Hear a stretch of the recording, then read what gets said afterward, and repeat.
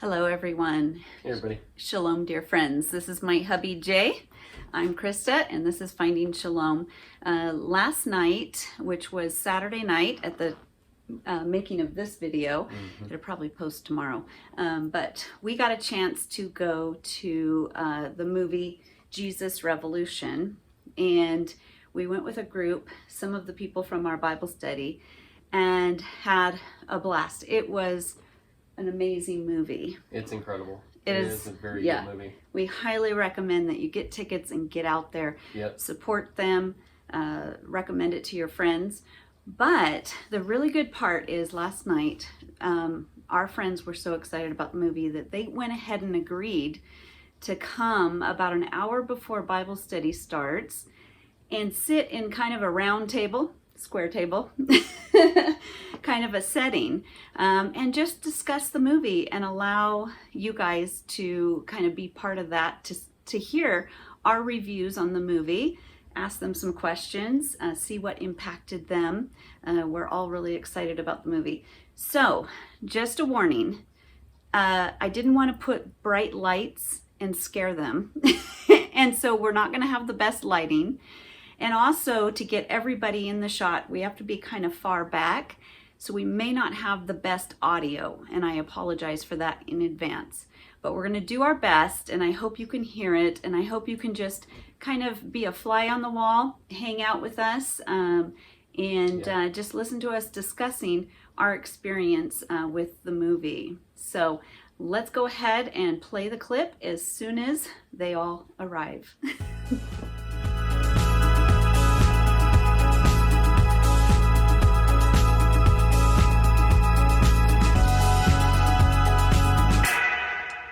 Okay, here we go. Let's first talk about our favorite scenes of the movie. So last night we got to go to the movie, Jesus Revolution, and had a really fun time. What are some of your favorite scenes? Let's start there.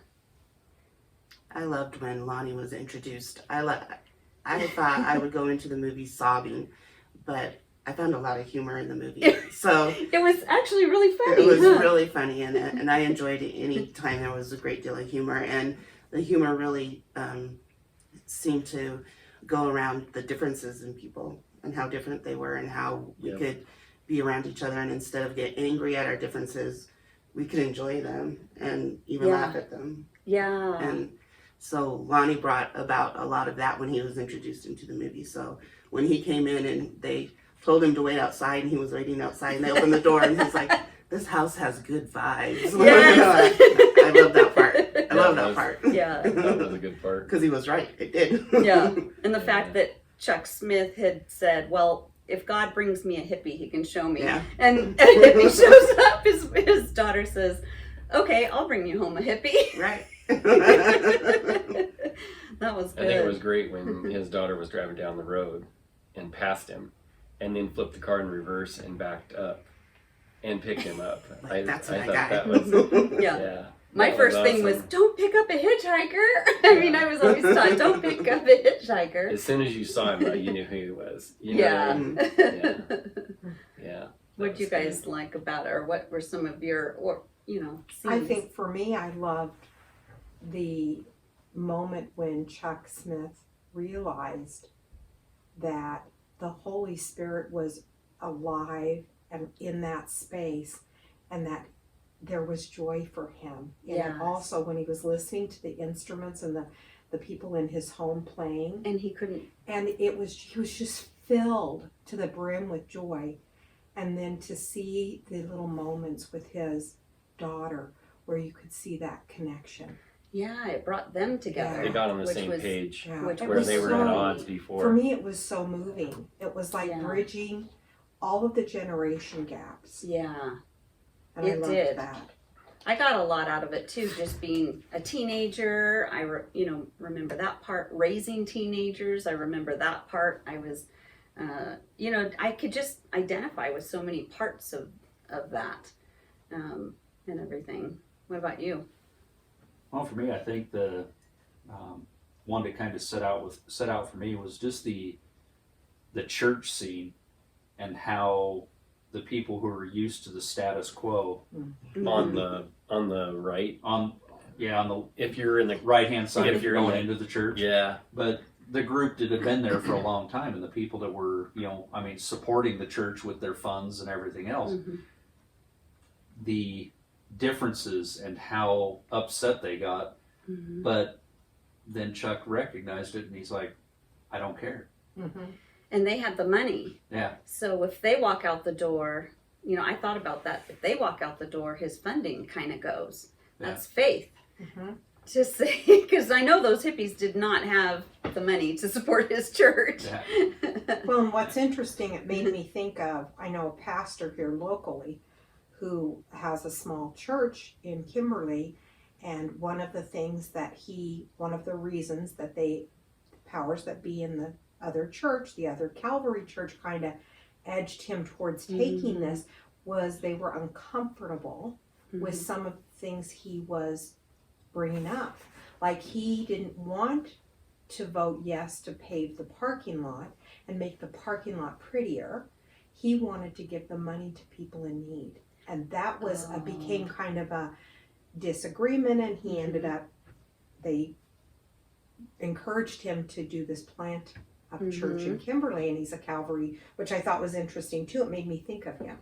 Yeah, that's the hard part, is you're trying to maintain a building. Mm-hmm. You're trying to keep the parking lot pretty and all the things.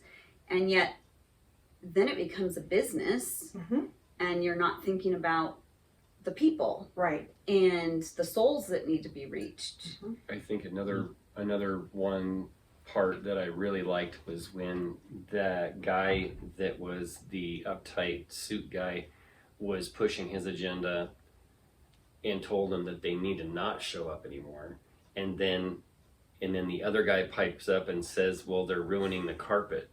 And then No, and then yes. when Chuck Smith says, so we need to save the carpet. Instead of souls, we need to save the carpet. Oh, yeah. So it's So- the carpet that needs to So be saved. then they pan to that next part, and that is the best ever, Yeah. where he's washing every single Yeah. hippie's Yeah. feet Yes. in that bowl, and that guy with the suit sees him and rolls his eyes like, really? Like, But it was depictive you're of going what- around the back door, but I still get it. You're trying to please us, but yet still allow them through the door. But it's also humility. It's depictive of our role. Mhm. We are to embrace everyone, love everyone. Yeah. And that was a symbolism to me of love and acceptance. Yeah, Mhm. yeah. He did it joyfully. Yeah. You could see on his face. Yeah. He just kept washing their feet. Yeah. So in our day, who are the hippies, or who's that generation that seems unreachable, a little crazy and wacky? I think it's the young people.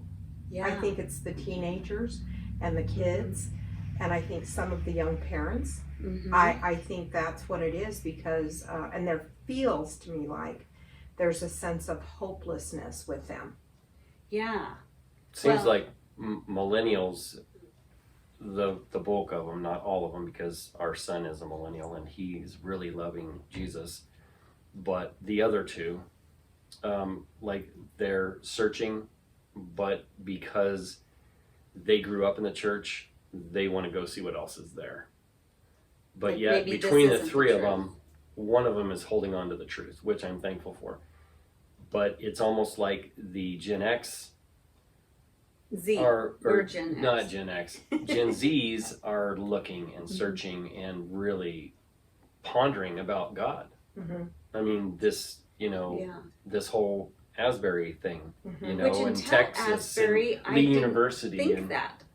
My view of that was that they were so into technology and their phones, and they were just going downhill. They're like a bunch of hippies, like, yeah, oh, they're just Yeah. into drugs and no good. But I and think they're also seeing, in retrospect, they're Mhm. seeing their parents who are very absorbed in that. And I hear this from young people. I hear this often. My parents are on their phone. They don't interact with each other or me. interesting.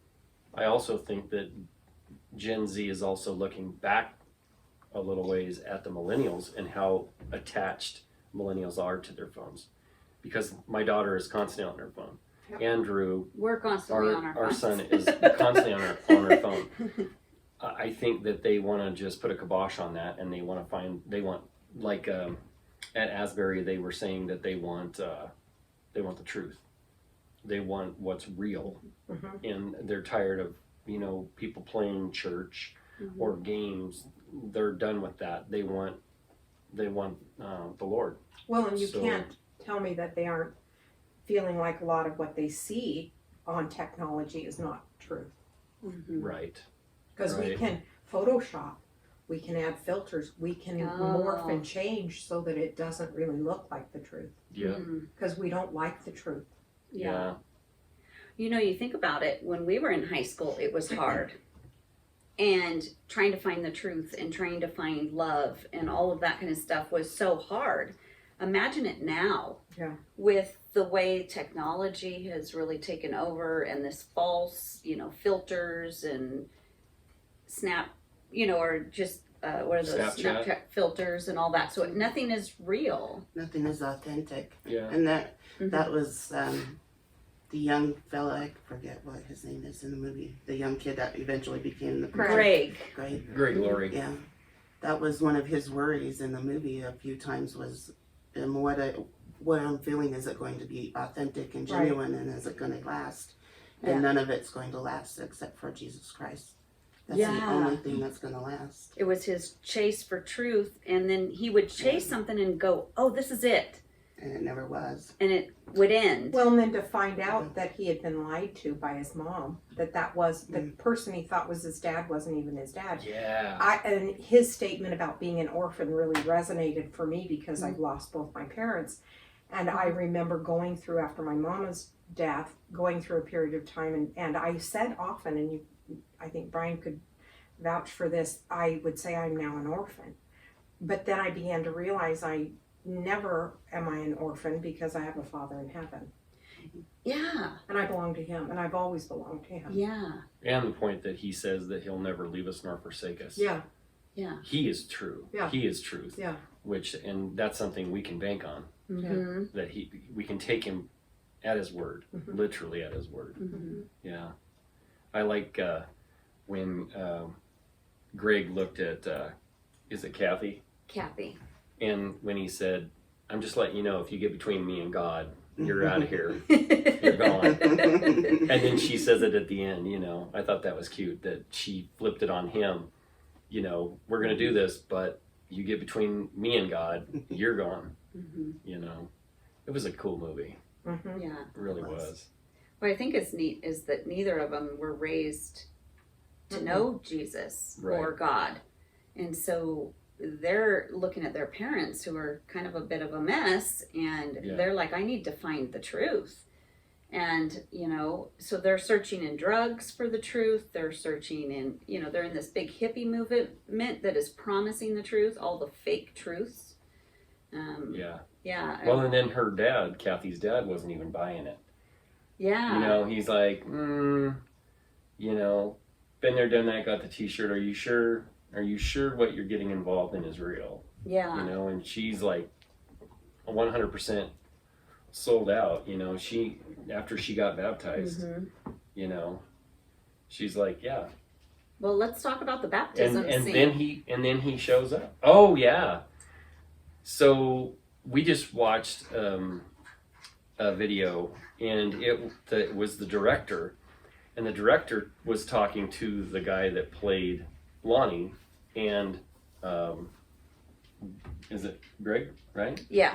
They were all talking, and he said when they were filming all these extras being baptized, they were actually Getting accepting saved. Jesus, That is so going under the amazing. water, coming up renewed, Lonnie, Wow. yeah. and being saved. Yeah. And they're just an extra Yeah. that's walking out in the water getting baptized for a movie. Yeah. Yeah. They were supposed to be playing it, but they were like literally, huh? Yeah. I thought that was cool. Lonnie, the guy who plays Lonnie, I can't remember his real name, but he had walked up and he said, I've been doing everything that Pastor Greg tells me on, this is how you get them to accept the Lord. And, then we baptize them. And he goes, there's something weird happening. They're actually getting saved. Who'd have thought, right? So the Holy Who'd have Spirit just thought? came on a movie set with a bunch of Yeah. extras. That's so awesome. But I think yeah. he It's was so neat. in this Oh, entire yeah. thing. Yeah. Yeah, Yeah, you for can sure. imagine all the crowds around the beach probably that wanted to know what's going on, Mhm. you know, and Yeah. probably joined in. Watching the filming. Yeah. Yeah. Yeah. That was cool with them all up on the rocks cheering and stuff. Mm-hmm. While each of them went under the water and came back up. I really liked the I don't know if you call it special effects, but when Greg went under the water and it seemed like he was under that water for like forever, Mm-hmm. and then he went towards the light, Right. and I thought that was a good representation of the old dying Mm-hmm. and being renewed in Jesus. The Yeah. coming out of the water refreshed and renewed. I Mhm. thought that was a cool symbolism, you know, for Mhm. because they didn't show that with Kathy, but with him Yeah. that they did. And when in reality just it was neat. just Yeah, up it and was back. just a dunking back out. But Yeah. it's like they just wanted you to grasp it, you know, Mhm. the what baptism is really all about, Mhm. you know. I thought they did a good job on that. Yeah. Well, and it made me think about when I die, and that moment when I will go towards the light and I will move even closer to God at that moment. Mm-hmm. So for me, it was like, oh, yeah, that's exactly what I think it's going to be like. Yeah. Yeah, it's more of a celebration, Mm-hmm. more than like, oh my gosh, I can't believe this is happening. It's like, woohoo, you know. Well, and also with the scene with Greg too, what it kind of threw out to me was that time that he was under there. So it shows you that God's timing is not the same as ours. Oh. He was underwater for a split second, but at that moment, God it did. felt like an eternity, or felt like a long period of time that he was underwater, but he was only underwater for a split second. Yeah. Yeah. And Yeah. the amount of work, the cleansing, Yeah. the kind of getting rid of his old self, and Yeah. all the stuff that happened in that split second. Yeah. And what he experienced, it would be interesting to hear that story from Greg. I need to look some videos up. I've watched some of his stuff, but just to hear his Yeah.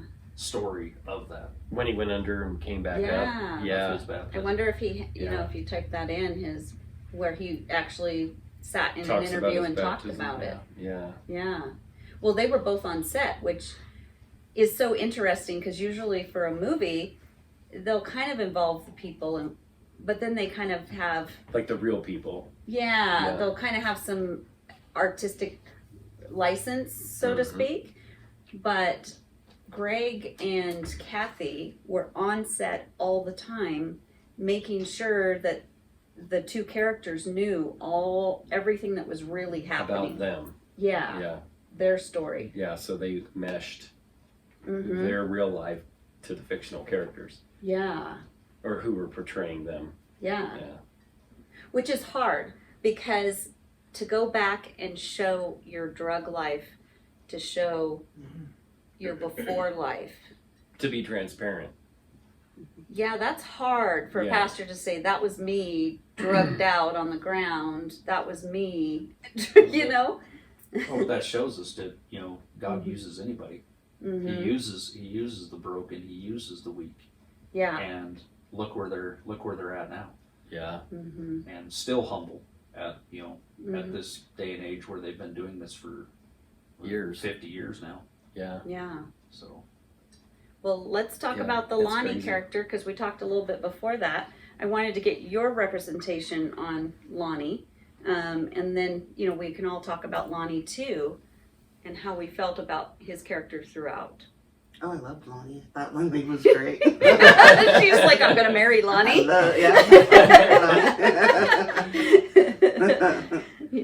No, I thought he was wonderful. I thought, wow, if we could all be that happy and confident in what we say, and unbothered about what other people might think about what we are saying and how we say it. Yeah. I wonder if that's like Yeah. true trust too. He kind of just laid back in trust. He did. Yeah. laid back in God's love, Yeah. laid back in, well, He had unbelievable faith in the fact Mhm. that God's going to guide his life. yeah, Yeah. He didn't second guess it. no, he went for it. Yeah. But then he had some, Yeah. just because we're all human, and a little bit of pride started The to farther enter. he got, the Yeah. farther he got into Yeah, it. Then, and that's what you were talking about Yeah. earlier too. Yeah, that Yeah. I found myself being not his fan when he Mhm. began that healing that felt to me like it was fake, Mhm. and to build himself up and to make himself look like he was God. I felt like he placed himself in that place when he was, I need to be doing more healing. There's somebody here. And while God, I do believe, used him, I think he became prideful. And then God said, whoops, I'm not going to give you that. Do you think in that scene where he was being interviewed and on stage and he was being called out as far as, well, would you consider yourself a prophet? You could see the wheels turning in his head, Mhm. and he was doing that dividing line, Right. that decision. Right. Do I answer, yes, I think I'm a prophet? Or do I just stay humble and say, it's all God? Right. And he chose himself. And then the arrogance set in. Yeah. At that, you could see the wheels. Do you know what the part I'm talking about, Yeah. right? Mhm. Yeah. I mean, Well, and that, I think we always talk about this. That was Satan. That was mhm. Satan right there. He takes a little bit of truth and he peppers it with some lies, and then you buy into it. Yeah. And I think, while I don't dislike Lonnie, that made me very uncomfortable because I have seen healing done, and it has been mud on Christianity, mud on God's face, mud on us as Christians, Mhm. and given me a bad taste for that. I don't always feel like it's authentic, and it's been used, I think, to take advantage of human beings, and I don't like that. Yeah. I think every time humans get involved, and you see it through the course of history, and it's why it's almost embarrassing to call yourself a Christian sometimes. Yeah. Especially when an atheist brings up, well, what about the Crusades? What about Hitler? He said he was Christian and he was going to wipe out the Jews. And what about, all these healing people that are now really rich and they fly their airplanes, and it's almost like Satan's doing that. Like God gives the power to him. God gives maybe his spirit. He starts to move, and then that person's pride, because that is our coffee cake for Bible study. You should smell it in here. That's not good. But then I think that's the danger of every church, every ministry, every Christian, is that you want to serve God, but at what point does it become more about you and your image? Right. And that's a scary place that I think every Christian comes to. Well, and I think we can all do that in our everyday walks. Like we can Yeah. not take credit for things, but to walk in humility. Yeah. And there's always that what I feel like is a blurry line of what do I take credit for, but what do I not take credit Yeah. for in a prideful way, and recognize that was God. Yeah. Give him honor in all things. I like in the majority of them, everything that was Yeah. happening, they kept Yeah. pointing. Yeah. Yeah. Like it's him. Yeah. Like it's Oh, when him. they pointed up? Yeah. Yeah, I do like that part. Like, Because that quit was looking their, at us. that was their acknowledgement. Yeah. yeah, it's coming from him. Well, and it made me Yeah. think I forgot the first Bible my mom had given me was called The Way. I wish I still have that Bible, but I don't have it. Aw. And it was probably during the time when all of this was going on. Probably. Yeah. Because you were a little girl about Yeah, then. well, I was born in 64, and this occurred at the beginning, Yeah. end of 70, 71? It was right at the end End of of the 60s, 60s and beginning of 70s. 70s. 69, Yeah. 70. Yeah. Yeah. Yeah, it's interesting. Well, there was a way movement in the 70s as well. But in Acts, that church is called the Way. Oh, Do you remember? I mean, it's been 4 years since Yeah, we I don't remember studied that. but That was the first book we studied in the Bible, but I remember that only because I remember hearing of some churches called The Way and different ministries called The Way. And now I've actually in these interviews heard of a not so good one that was called The Way. But you know, just like anything, humans get involved. And Jesus Christ having to work through us, and none of us are. Of course, he didn't have a choice because we're all flawed people. Yeah. So, but I also think that almost gives us hope. Like, yeah, I'm not perfect, but Yeah. God can use me right. Yeah, to do good things, even Mhm. though I still struggle with my flaws. I like that part. Yeah. So maybe it showed a little bit of Lonnie being flawed and human, but For sure. God can still use his what he's good in and what he's great in Yeah. to bring people to him. Because Mhm. we read about a lot of great good men, Mhm. like in our Old Testament studies, Yeah. good men after God's heart, and he uses them to Right. his fullest. But man, are they flawed men? Well, and I Exactly. think just that his flavor Mhm. is a different flavor, and God knows he's made us all different. Yeah. And you know, I loved at the end when they wrote on the screen and talked about how he had kind of moved away from everything for a while, but he came back and God is still using him. Isn't Yeah. that great? Mhm. That he's still being used, and his Yeah. exuberance and his zest and passion for just being, I think, used by Mhm. God in whatever way it's very contagious. Mhm. And that you're still very susceptible to Satan, even Yeah. though God is so powerful in your life. So is Satan. Yeah. Yeah, and it shows you where to be cautious Mhm. and where to be careful. Yeah. And you know, it's funny because the one thing that really touched me in the movie is Chuck Smith's real struggle Mhm. of not feeling like he was enough and almost sitting there, because I've really struggled, especially this week, you know, and I'm like, okay, he's struggling too, you know, and that you can still be moving where God's wanting you to move, but you could be having doubts and feel inadequate Yep. and frustrated. Yeah. Yeah, and it doesn't mean you're going the wrong way or not doing what God wants you to do. It means this is just part of the journey. Yeah, yeah, exactly. I liked it, the two different parts where Greg was freaked out because the guy almost killed him. Remember in the VW bus? Charlie. Yeah, swerving all over the place, and then he's running down the sidewalk, and then Lonnie says, I've been chasing you for 2 blocks down the street, trying to figure out where you're going and why you were screaming. And then they sit down together, and then he was explaining to him that he needs Jesus. And then at the end, when they were getting baptized, when he said, he grabbed him by the neck, you know, when they put heads together, and he said to him that what did he say? He had a vision. He was praying for this moment. Right. I've been praying for this moment ever since I first saw you, Yeah. or whatever, when they sat on the sidewalk. And Remember he- the rain and he was said, just "I had pouring a- down. He said he had a vision that he would be preaching in front of thousands, and ironically, Greg Laurie is the one with the harvest festivals, those giant harvest festivals that are in huge stadiums in Southern California. Yeah, that he preaches in front of thousands of people. Yeah. And I remember, It was I told you amazing. guys this last night, but we went, when I was pregnant with Cynthia and we had just moved to Riverside, we actually attended the harvest. And it was enormous, almost to the point where we actually ended up at a different church because it was too much.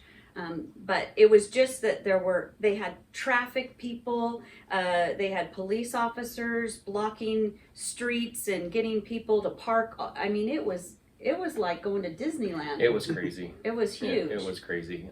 Yeah. I mean, it was good for everyone that attended there, but it just, you know, like you had said, you know, everybody has their cup of tea, Yeah.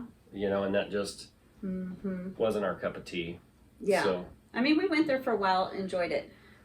But just down the street, Victoria Community Church, which is now VCC, which Yeah. actually just Now it's a Grove. changed to the Grove Yeah. church, but that was our church down there, and Yeah. it was just down the street from them, and it became just as big, if not bigger. Yeah. Um, It was pretty crazy. But there's some pretty big movements there that were pretty exciting. Well, and we just heard too about this whole thing, this whole Jesus movement in Rwanda. Or Yeah, I think so. There were Or Uganda. Uganda. Uganda. Yeah. I never can get any of them right, but they're seeing a big influx of people coming to Jesus. You know, it was first it was Asbury, then it was Lee University, then it was Texas, and then all over the place. I think other it's popping places, up and then- everywhere. yeah. Well, let's ask that question. You know, what do you guys think of the timing? Ironically, they were working on this movie for 7 years, and it comes out right now. The Asbury thing happens like 2 weeks before, Yeah. week and a half before. What do we all think of that? Do you think God's moving? I Do you think think God's Mhm. doing I something? think he is. I it's think pretty we're cool. we're in the right time for this because we're more divided now than we've been for a long time. Mhm. And it seems like when I look back in history, because I'm always looking at that stuff, when there's great division is often when God shows up. Mm-hmm. Yeah. And I think that's what was happening back then is they had the unrest. There were Mhm. big riots on campuses. Yep. There was the whole Vietnam thing. Yep. I think they had all kinds of stuff going on in that time period, right? Yeah. And same thing here. It's almost like we're kind of this mirrored, this second maybe Jesus. Well, there was a rev- lot of racial division back then too, Yeah. and we're suffering Oh, with that yeah. still. Oh Yeah. yeah. I mean, we have that going on now, so it's like on many levels we're seeing Yeah. very Oh. similar. And kids right now, the New Age movement and spirituality and psychedelics and Yep. Well, mushrooms and the whole witchcraft thing. the witchcraft thing is huge right now. I went to work on a piece of equipment machine at one of the hotels, and the lady had a bumper sticker that said my broom is in the shop, and then she had a shirt that says something about being a witch, and Yeah, I was just taken back. I'm I like, actually wow. know a lot of witches right now. I'm like, it So, could be. yeah. It's scary. You know, they're dabbling in something they don't understand, But let's go. and they think it's okay. Let's go back to, so the first reaction is that we get kind of mad, kind of like those kind of stuffy people in the church. We get kind of like, no, you're doing it wrong. But really, it doesn't boil down to that they're seeking, they're searching, they're hungry for the truth. They're trying to find healing. They're trying to find healing not only for them physically, but their hearts, their minds, the abuse, Yeah. our current world, the Oh. pain. Well, and have we fallen as Christians back into the, oh, well, I'm comfortable here. The charismatic church that they portrayed in the movie where Calvary Chapel started. I have a hard time with those at times because of the charisma and everything else that's going on in there. Mm-hmm. But is it because I'm comfortable and I need to be uncomfortable in order to open up and see what I need to see? To see God move. Yeah. And do we as Christians, do we need to start being a little more open and a little more uncomfortable Mhm. to, open up and grow? Well, growth doesn't occur in comfort. Oh. Comfort seems like This more doesn't sound complacent, good. too. What'd you say? I said, this doesn't sound good. I was just all cozy. So really, at our age, it's real easy for us to actually be the stuffy Yeah, that's a kind really of good people point. stuck in the mud. Well, look at all the characters of the movie. Look at Lonnie. He was a kid that struggled. We watched the other interview with a guy that was a close friend of his. He struggled as a child. His dad just didn't care about him. His stepdad didn't care about him. He was molested. Yeah, and then he dealt with that. And then what Greg went through, like you were saying, the not having his dad there. and the guy that was supposed to be his dad wasn't his dad. And his mom led him to believe that that was his dad and that his dad left and he's not coming back. Well, then the mom tells him that her and Greg are the ones who left. It's like, whoa, you got to be kidding me. But even in those kids, those suffering, God turned them around, and God made Lonnie to do amazing things. He made Greg to do amazing things. He made Pastor Chuck Smith to do amazing things. And I don't know a lot about Chuck Smith's life, but it probably had some tragedy. Probably had some, rough spots. I just think it's cool how God takes all of us that are broken and that are screwed up at times, and he just turns it around. It reminds me of that song, God Turned It Around. It plays on the radio all the time. Yeah. Because he does, he turns things around. Even, like you had said before, people need to quit looking in the rearview mirror and focus on what's in front of them. Look through the windshield, not keep looking back. Well, we don't have a rewind button, Yeah. And that brings about depression. Yeah. So, Brian, since you said we have to be uncomfortable, and we are the age, unfortunately, we kind of missed the first Jesus, revolution. We were in it as children, kind of in that, but it was our parents' generation, Really and now it's really the Gen Z and the new generation Alpha that is now that generation that's gonna get that. But what do we need to do as a little bit older, and besides being jealous that we missed it, but we still get to be part of it. I mean, we still get our own excitement. It still stirs us up. But what do we need to do? So we need to be open. Yeah. The new generation's way of learning things and how they see the world and how they see God is totally different than maybe the way we see it. Yeah. So it's uncomfortable for us. So now we have to be open to the new way of learning and the new way of doing things. I mean, look at churches when it comes time to, was it 15, 20 years ago when the music started changing? Yeah. When all the new bands started coming out and everything else, and the worship teams came together. Yeah. And how big of a mess that made in churches. Yeah. So we may end up with the same type of information and overload in our new churches as this new generation comes in. Yeah. So now we have to be open and embrace that. And encourage it a little bit. And allow them to find God their own way. Yeah. And all we do is guide them and help them along. Yeah. I think we have to, this is my thing that I've thought about, we have to stop blaming them and judging them. If we stand in a place of just really truly seeing them, God loves them. We should love them, not judge them and blame them. They are a product of the environment that they've lived in. They are not trying to create discomfort for us. Yeah. What can I learn from them? Yeah. They're just trying to find the truth, I don't want to say their truth because there is only one truth, but they're trying to find that truth, and they're trying to find it, and we haven't facilitated them well. Our generation and the generation below us has not done great at doing church. But we haven't owned it. We Yeah. have been blaming them. And I Yeah. hear this all the time with people saying, what's wrong with these children now? Well, they are a product of where they came from. And so really, I think a Jesus revolution is a love and Jesus revolution. It's all wrapped in there. If we just stop judging and blaming and just love them. That's it. They don't need condemnation. No one comes to know the Lord through judgment and blame and really truly knows the Lord.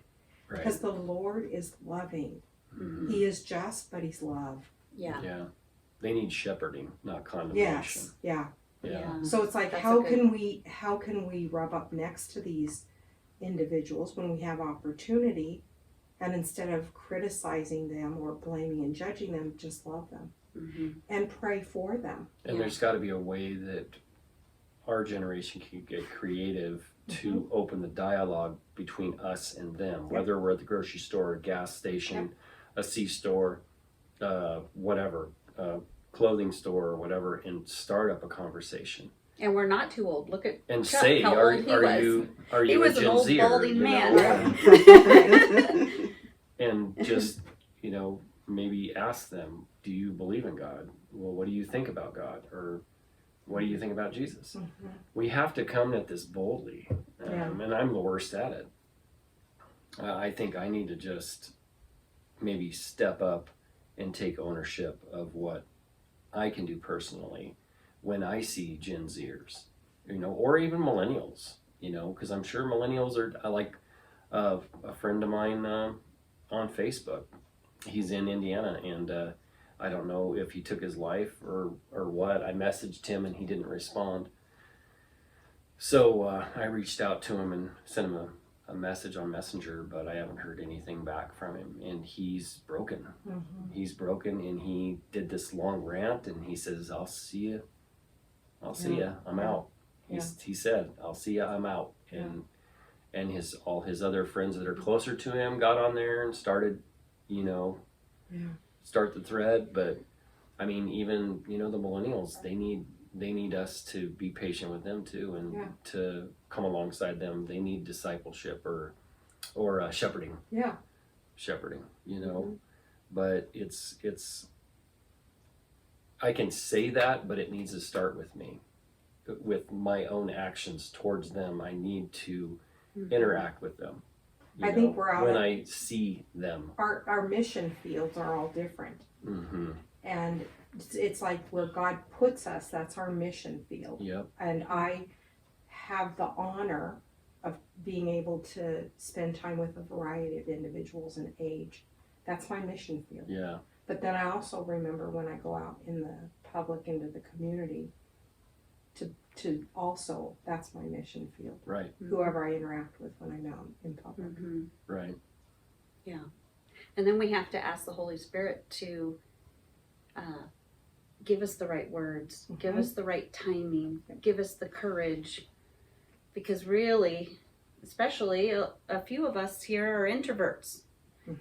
And it's scary, know? Yeah. So we have to say, okay, Lord, put the right person at the right time, and give me the words and the courage. Because I think with that, I think my prayers are going to start being, Lord, help me to be bold.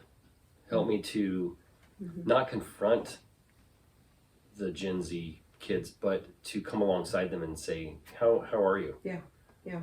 How's life going? How's life treating you? How are you doing? Yeah.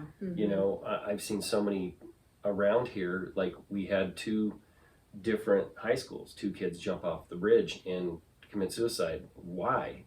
They shouldn't feel that hopeless. Where we know Jesus, we need to extend that Jesus hand to them and keep them from doing that anymore, because that's a hard pill to swallow, to know that 2 kids jumped off the bridge from 2 different high schools in 2 different towns. So I think our hope is in him, and I think I'm going to be more hopeful, and I'm going to pray for more boldness to talk to the Gen Zers. So is that your biggest takeaway from the movie? You think? I think so. I think I need to step up. I think I need to quit being comfortable, as you put it. As you Shoot, put it, and Brian. you hit it. No, you hit it right on the head, Brian. We get complacent because we're comfortable. We're comfortable in our home, in our chairs, in front of our TVs, and there's such a mess right now out in the world, and there's so much that we could do as Christians, as Jesus lovers, to talk to them and try to make a difference. It's really about, I feel like it's seizing the opportunity. He presents it to us every day. And sometimes it's dressed in a different package than we think. Carpe diem. Carpe diem. Seize the day. Well, let me ask you as we're wrapping up, because we actually Yeah. will have Bible study. a lot of other people are going to be coming any minute. Yeah. Each of you, what was your biggest takeaway? What are you walking away from this movie with? Let's start with you, Sarah. Or we can go around it. I think my biggest takeaway is that Jesus is the Messiah, and that he can work through all of us, no matter what our limitations are. And that is a beautiful, amazing miracle. And we absolutely need to seize the day. And I'm with you. I need to get out of my comfort zone. With the little bit of knowledge that I have, I can at least introduce people to people that have more knowledge than I do. You just wait. Yes, A couple years I'm in. learning. Yeah. I'm learning. But I can do my little bit now while I am learning. So You can point. yes, I can point. So yes, I can absolutely, in where I am right now, do my little bit. So yeah, even I can do it. I love it. Yeah. What about you guys? I just think, I mean, I think the movements have always been there. That was a huge Jesus movement at the time.